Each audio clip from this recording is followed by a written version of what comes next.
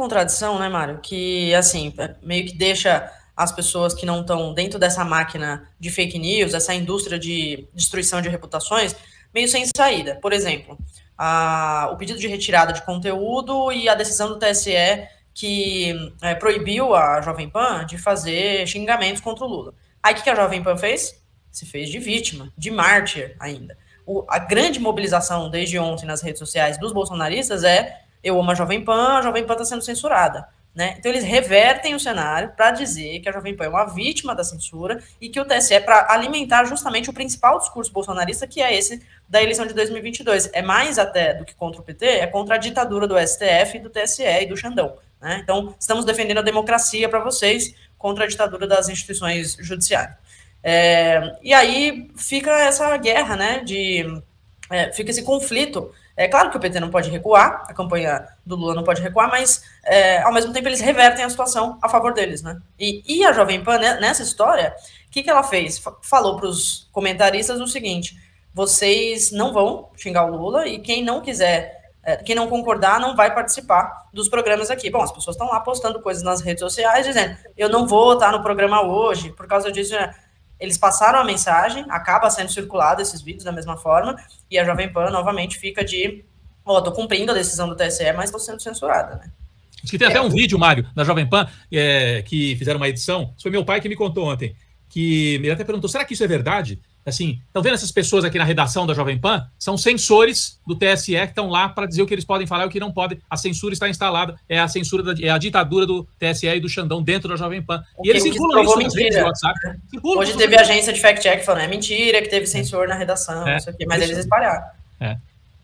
Faz parte, não é? É um jus esperneandi e uma tentativa de virar o jogo. Faz parte esse tipo de coisa da Jovem Pan. Eu vi o vídeo, não é? O vídeo mostra uma pessoa, um homem de aparência séria, recolhendo materiais dos supostos jornalistas na hora em que eles estão no ar, não é? Provavelmente aproveitou-se uma outra situação para que isso fosse narrado dessa maneira, para se adequar a essa narrativa. E alguém começou a compartilhar isso. Eu não sei, e tenho a impressão que isso não muda a opinião de ninguém, se tornar vítima, apenas aumenta, digamos assim, o engajamento dos que já estão posicionados a favor do bolsonarismo e da emissora do bolsonarismo, não é? Então, fazer o quê? É normal que eles apelem para esse tipo de coisa. Na verdade, Gisele, Rodrigo, o que acontece na Jovem Pan é uma tremenda... um tremendo estupro da ética, né, jornalística, permanentemente. A Jovem Pan é uma escória, se levarmos em consideração os padrões jornalísticos. Ela diz que ela é censurada, mas o que ela mais faz é censurar, o tempo todo censurar e travestir a verdade numa imensa mentira. Então, o tempo todo, é isso que esse é o tipo... E eles se denominam jornalistas, Rodrigo, Gisele. Eles são propagandistas e são agentes da produção industrial de mentiras.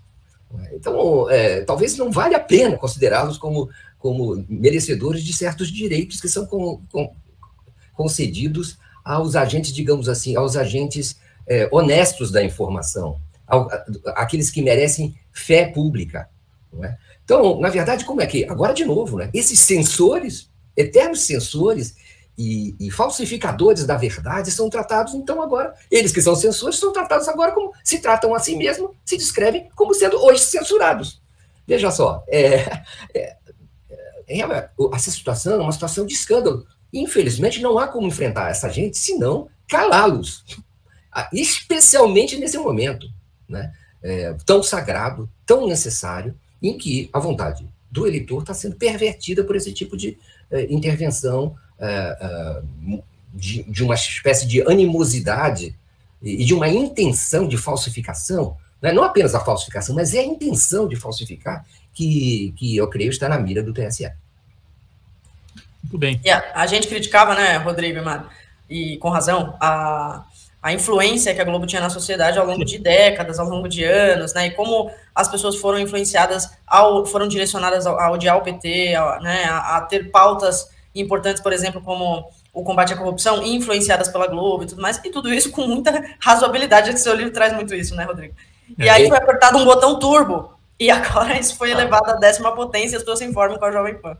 Claro, e no caso, numa concessão pública, certo? Uma rádio que é uma concessão pública. E existem dispositivos legais que regulam uma espécie de uma certa justiça nessa divulgação de informações, especialmente, digo de novo, no período eleitoral. Então, e também há uma outra comprometimento a ser levado em consideração, que é, né, o contínuo descrédito que a Jovem Pan e congêneres levam às instituições que organizam a disputa eleitoral no Brasil, inclusive o próprio Tribunal Superior Eleitoral e o Supremo Tribunal Federal. Então, é um conjunto de questões que é o conjunto da obra da Jovem Pan que está sendo julgado nesse momento e que não houve outra saída senão tomar uma posição, não é, com suas consequências, mas ou toma agora ou não toma mais, esquece, entrega a eleição para essa gente, entrega para o Bolsonaro, entrega para as fake news e lava as mãos e se desmoraliza de vez.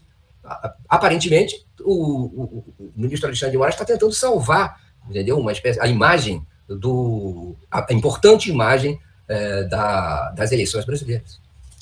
Tem gente aqui perguntando, Silvarilhon pergunta, a Jovem Pan é de quem? É uma empresa brasileira? É uma empresa antiga, da família Machado, do Paulo Machado de Carvalho, né? Que até dá o nome ao estádio do Pacaembu, em São Paulo.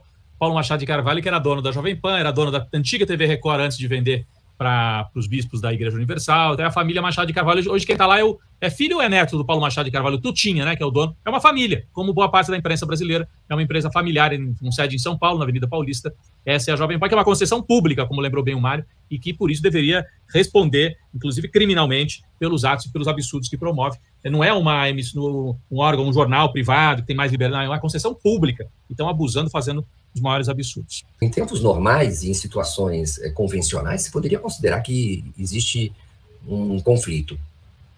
Não é? Mas estamos em tempos normais? Estamos trabalhando com veículos, vamos dizer assim, normais de comunicação? Essa é uma situação normal? Eu não creio que seja. E esse conflito precisa ser, então, enfrentado com alguma relativização, não é? Da ideia de liberdade absoluta. Gente, os aplicativos, a tecnologia, toda a situação que nós estamos vivendo, a polarização, obriga a uma nova lógica, não é? E nós não temos certeza de como é que as coisas vão funcionar a partir de agora. Vai ser necessário repensar esse conflito entre liberdade e, digamos assim, manipulação das informações e das opiniões na sociedade. Vai ser necessário repensar e adequar aos tempos em que há tanto poder sobre essa definição do que pensam as pessoas, de como elas se comportam e de como elas formam suas convicções, a partir de que parâmetros de verdade e de mentira. Tudo isso está sendo posto em questão de novo. Não há uma fórmula que seja definitiva e válida para sempre. Agora se abriu um novo período. E muitas pessoas como eu, que sempre defenderam a liberdade absoluta, são obrigadas a aferir a influência que esses fenômenos acabam tendo, como nós estamos presenciando agora nesse momento, não é? Com esse dilúvio, com essa epidemia de notícias falsas e mitos sendo espraiados sem controle, de forma totalmente perniciosa para os destinos, para a história do Brasil. É coisa muito séria que está em jogo, então é preciso tomar decisões mesmo, prevenir, proteger. Essa é a hora de fazer isso, sob pena de nós descarrilharmos de vez esse país.